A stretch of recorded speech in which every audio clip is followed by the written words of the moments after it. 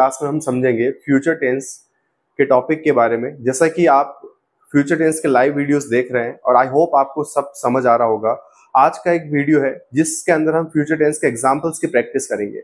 आपने अगर वो वीडियोस नहीं देखे हैं तो पहले आप फ्यूचर टेंस लाइव क्लास की वीडियो प्लेलिस्ट में जाकर देख सकते हैं। आज की क्लास में मैं आपसे केवल फ्यूचर टेंस के सेंटेंसेस की प्रैक्टिस करवाऊंगा ताकि आप उनको अच्छे से समझ पाएं और उनको आप यूज कर पाएं अपने डेली रूटीन में।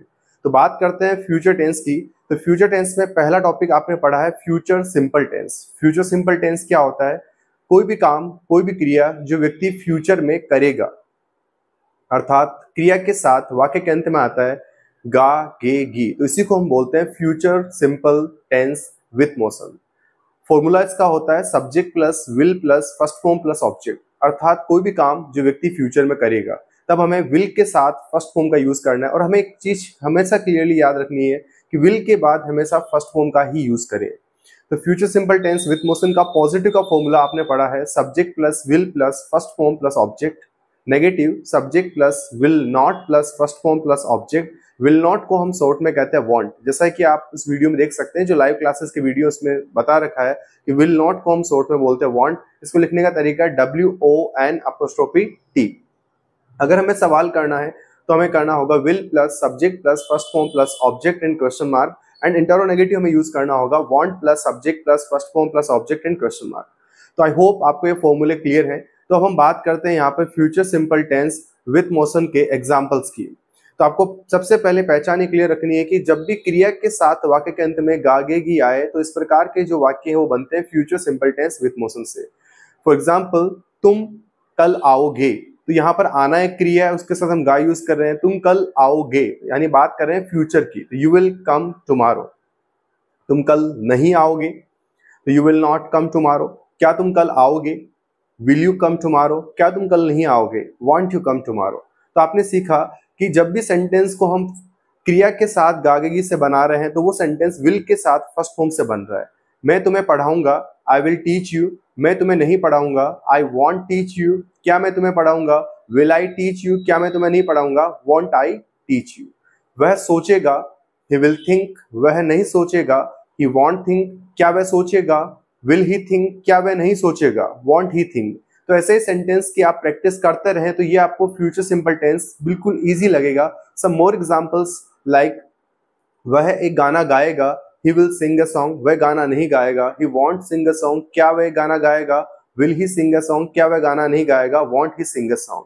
तुम उनको पढ़ाओगे, यू विल टीच देम। तुम उनको नहीं पढ़ाओगे, यू वॉन्ट टीच देम। क्या तुम उनको पढ़ाओगे? Will you teach them. क्या तुम उनको नहीं पढ़ाओगे? Won't to teach them. हम एक मूवी देखेंगे, we will watch a movie. हम एक मूवी नहीं देखेंगे, we won't watch a movie. क्या हम एक मूवी देखेंगे? Will we watch a movie. क्या हम एक मूवी नहीं देखेंगे? Want we watch a movie. मैं एक न्यूज़पेपर पढ़ूंगा, I will read a newspaper. अब याद ये रखें कि जब भी कोई बुक्स पढ़ रहे हैं, न्यूज़पेपर पढ़ रहे हैं, उस कंडीशन में आपको रीड वर्ड का यूज करना है। मैं एक न्यूज़पेपर पढ़ूंगा, I will read a newspaper. मैं एक न्यूज़पेपर नहीं पढ़ूंगा, I want read a newspaper. क्या मैं एक न्यूज़पेपर पढ़ूंगा? Will I read a newspaper. क्या मैं एक न्यूज़पेपर नहीं पढ़ूंगा? Want I read a newspaper.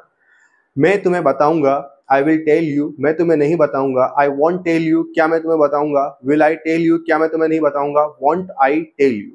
हम कपड़े धोएंगे, वी विल वॉश क्लॉथ्स। हम कपड़े नहीं धोएंगे, वी वॉन्ट वॉश क्लॉथ्स। क्या हम कपड़े धोएंगे?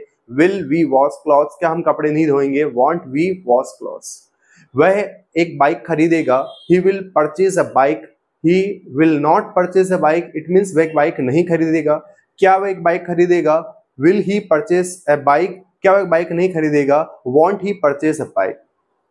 आई होप आप जैसे जैसे एग्जांपल्स की प्रैक्टिस करते रहेंगे वैसे वैसे आपका future simple tense with motion का मतलब यही होता है जिसमें एक्शन होता है। यहाँ पर आप देख रहे हैं कि सेंटेंस जो बन रहे हैं हमारे, उनमें हम एक्शन यानी क्रिया का यूज कर रहे हैं, और वो भी किसके साथ? क्रिया के साथ वाक्य के अंत में गा गेगी का यूज कर रहे हैं। सम मोर एग्जांपल्स, आप जैसे जैसे एग्जांपल्स की और प्रैक्टिस करते रहेंगे वैसे वैसे आपकी इंग्लिश परफेक्ट होती चली जाएगी। मैं क्रिकेट खेलूंगा, आई विल प्ले क्रिकेट। मैं क्रिकेट नहीं खेलूंगा, आई वॉन्ट प्ले क्रिकेट। क्या मैं क्रिकेट खेलूंगा? Will I play cricket. क्या मैं क्रिकेट नहीं खेलूंगा? Want I play cricket. तुम मुझे बताओगे, यू विल टेल मी। तुम मुझे नहीं बताओगे, यू वॉन्ट टेल मी। क्या तुम मुझे बताओगे? Will you tell me. क्या तुम मुझे नहीं बताओगे? Won't you tell me. वह खाना पकाएगी, शी विल कुक फूड, वह खाना नहीं पकाएगी, she will not cook food, क्या वह खाना पकाएगी, विल शी कुक फूड, क्या वह खाना नहीं पकाएगी, वॉन्ट शी कुक फूड। हम पैसे उधार लेंगे, वी विल बोरो मनी, हम पैसे उधार नहीं लेंगे, वी वॉन्ट बोरो मनी, क्या हम पैसे उधार लेंगे, विल वी बोरो मनी, क्या हम पैसे उधार नहीं लेंगे, वॉन्ट वी बोरो मनी। तो आपने देखा कि इंग्लिश आसान होती चली जाएगी जब आप धीरे धीरे प्रैक्टिस करते रहेंगे, because practice makes everyone perfect. Practice ही इंसान को या हर किसी को परफेक्ट बनाती है। अगर आप चाहते हैं कि इंग्लिश आपकी परफेक्ट हो तो सबसे पहले आप इन वीडियोस को बार बार देखें, रिपीट देखें और साथ साथ एग्जाम्पल्स की प्रैक्टिस करें। अगर आपके सराउंडिंग एरिया में कोई भी फ्रेंड्स या फिर कोई ऐसी एनवायरनमेंट है जहां पर आप इंग्लिश बोल सकें, इन सेंटेंस को प्रैक्टिस में ला सकें, तो इनकी प्रैक्टिस जरूर करें, क्योंकि इंग्लिश तभी आती है जब आप बोलना स्टार्ट करते हैं।